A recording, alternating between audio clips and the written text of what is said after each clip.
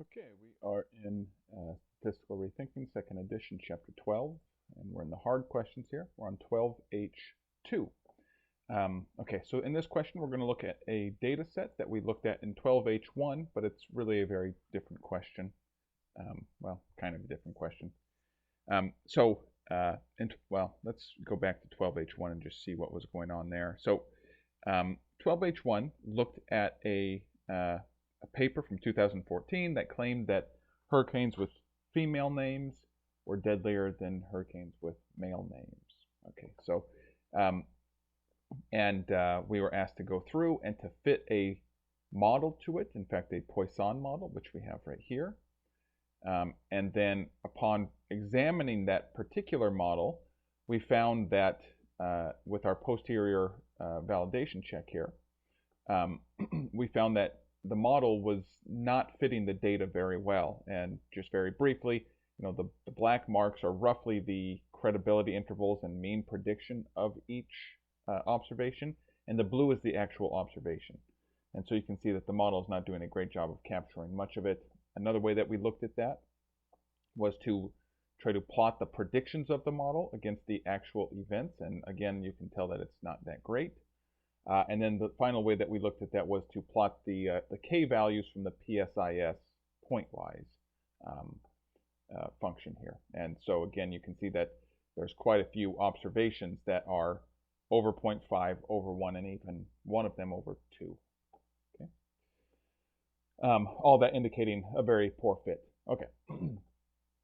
So given that it had, that the Poisson model had a poor fit, this question comes in and comments or observes that count data is almost always, I guess that's an empirical claim, but we'll go with it, almost always over-dispersed relative to a Poisson distribution.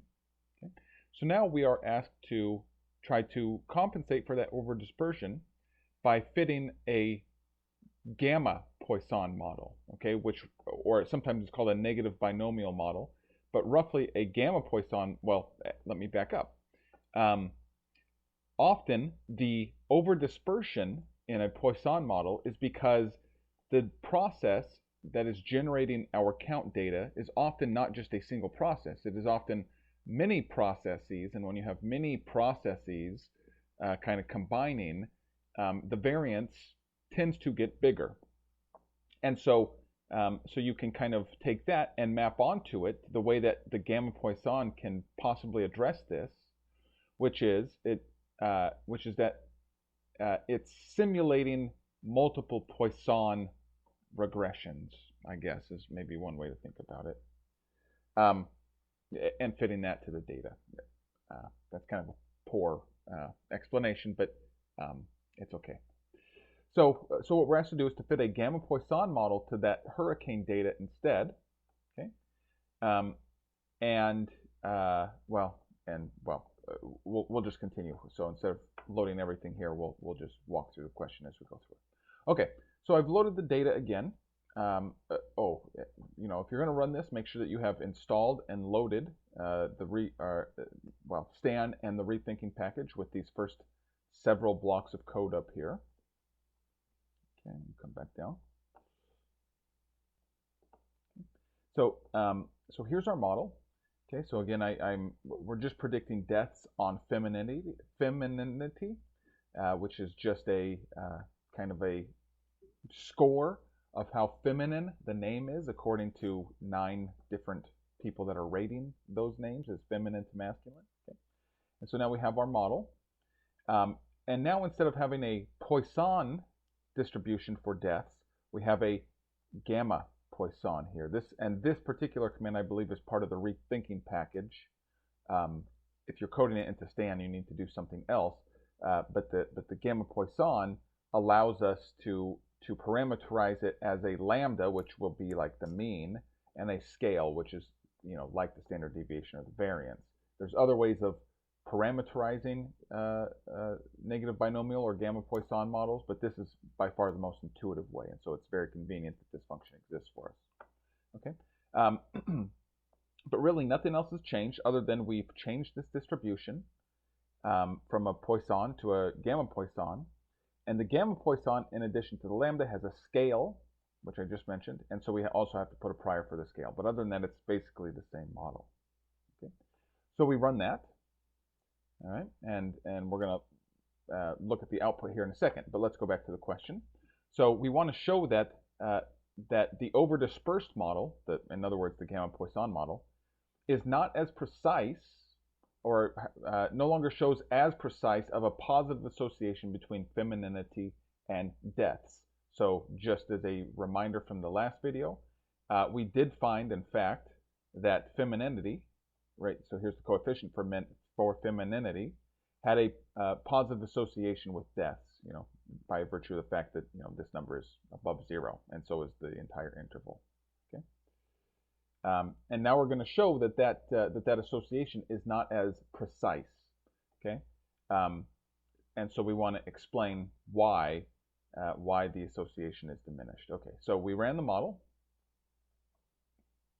and here's our pricey outputs for the two models. Okay, so this is the Poisson model, what we did in the previous question, and then the second bit is for the Gamma-Poisson version of the model. Okay, so we want to compare their precision. In other words, we want to compare the standard deviations for this BF coefficient here. And so in the Poisson model, we see that it is 0.01. Okay, so whatever that means, but that is quite a bit less than the standard deviation here in the Gamma-Poisson model, where it's 0.05. So in other words, we've shown, or I mean, we have been shown, I guess, by the models and by the outputs, that in the Gamma-Poisson model, that this relationship is not as precise. Why? Because there's greater standard deviation around the estimate.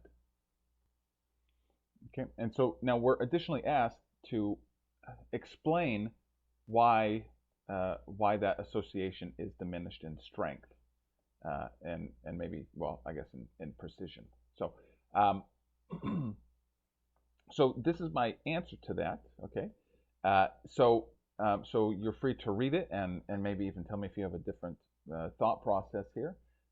But largely what I am arguing here is that that the Poisson model, a Poisson distribution, is such that its variance and its mean are equal to one another. So in other words, there is a constraint on the variance or the mean, however you want to think about it. But in this case, we're thinking about it in terms of the variance, right? The variance has to equal the mean in a Poisson distribution. Okay, and so in some ways, the variance can be artificially constrained, especially if that the data is not in fact being generated by a Poisson model. Okay, but the Gamma-Poisson model has its own independent parameter for the spread around the prediction, and here it's just called scale, but it's like the standard deviation in a normal distribution, again, where you can assign the standard deviation or the variance independent of the mean and the standard deviation. And so that's what the Gamma-Poisson is allowing us to do here. So so if our data really is in fact over dispersed, then by trying to estimate that dispersion separately of the mean, then we're able to capture that that additional dispersion, that over dispersion that is part of our data. So okay, we'll call that good.